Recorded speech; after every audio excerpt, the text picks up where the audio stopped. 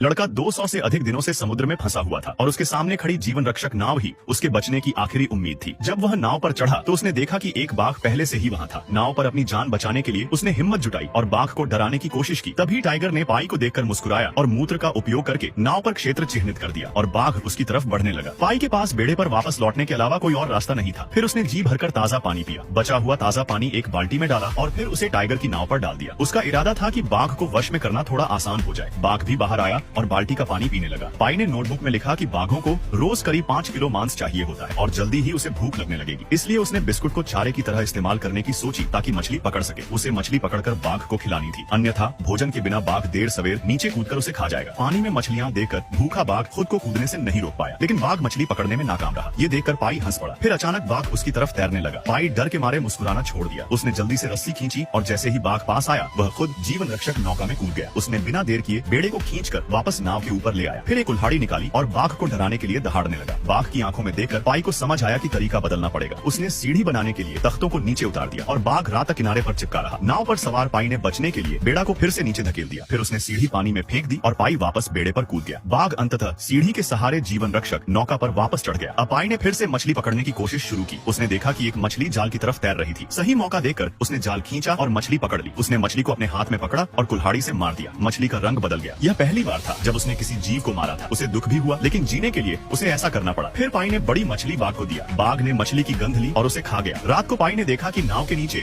Jellyfish का एक बड़ा झुंड तैर रहा था। वे देखने में बहुत सुंदर लग रही थी। यह देखकर पाई ने खुशी से पानी पर हल्के से हाथ मारे। उसे अच्छा लगा, लेकिन फिर अचानक एक विशाल भेल वहाँ से गुजरी, जिससे सारी बिस्कुट और पानी बेड़े से गिर गए और सब कुछ फिर से शुरू करना पड़ा। खाने की समस्या हल करने के लिए पाई फिर नाव पर चढ़ गया। जैसे ही वह कुल्हाड़ी लेने लगा, बाघ नाव के अंदर से बाहर आ गया और उसकी तरफ बढ़ा। इसी बीच पाई के चेहरे पर कुछ आकर टकराया। वो एक मछली थी। पाई ने वह मछली उठाई और बाघ की तरफ फेंकी, लेकिन मछली बाघ तक पहुंचने से पहले ही उड़ गई। पाई थोड़ा घबरा गया। फिर उसने देखा कि कई मछलियां उसकी तरफ उड़ रही थी। इसी दौरान एक बड़ी टूना मछली नाव में आकर फड़फड़ाने लगी। और फिर नेक्स्ट पार्ट वीडियो लाइक करने पर मिल जाएगा।